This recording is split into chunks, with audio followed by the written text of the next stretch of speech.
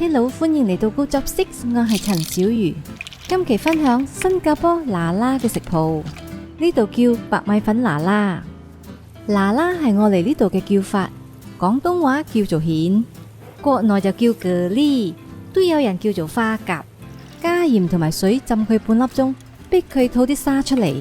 跟住我哋浸黃豆，因為要俾佢吸飽水，浸到佢發，至少都要2-3粒鐘噶。將一隻墨魚均勻切開一條條。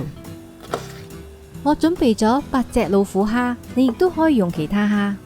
先剝殼，將個殼撈起，因為要用嚟熬湯。喺蝦背開一刀，將蝦腸挑走。而家我哋先熬湯，落啲油，將留低嘅蝦殼爆香。落蝦殼嘅時候，記得油要夠熱，最好聽到炸一聲，咁樣爆蝦殼先至會香。用鑊鏟撳下個蝦頭，擠啲蝦膏出嚟，令個湯底更加香。炒到聞到好香啦，就將啲高湯倒落去。呢個高湯係我做蟹肉米粉時熬嘅，跟住用嚟拍咗5個視頻，真係好抵啊！想知道點煮就撳上邊嘅鏈接啦。將浸透嘅黃豆放落去，冚住佢熬佢2粒鐘。俾佢熬緊嘅同時，我哋去處理其他材料啊。準備1湯匙蒜粒，將大白菜洗乾淨，切開備用。攞2人份嘅米粉浸軟，2粒雞蛋係咁意打散佢。翻轉頭去 check 下個湯先，湯上邊嘅泡泡將佢流走，個湯已經好濃郁啦。熄火放埋一邊先。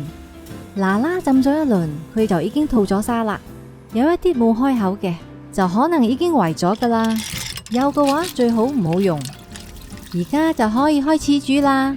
用2湯匙油將蒜粒爆香，跟住放浸軟咗嘅米粉落去炒香，炒大概2分鐘，睇到已經熟啦，類似咁樣就可以將佢撈起備用。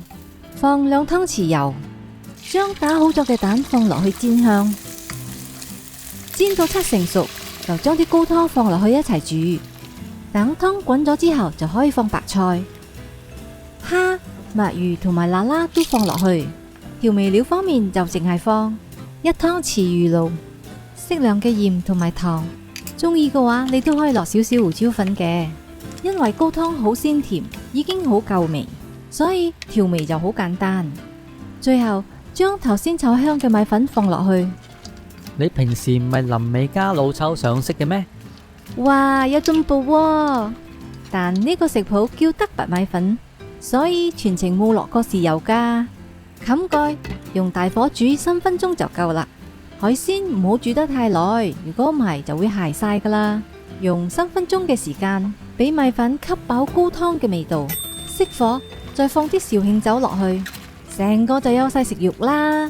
呢度新加坡白米粉拿拉就完成啦。下期會煮馬來西亞版嘅米粉拿拉。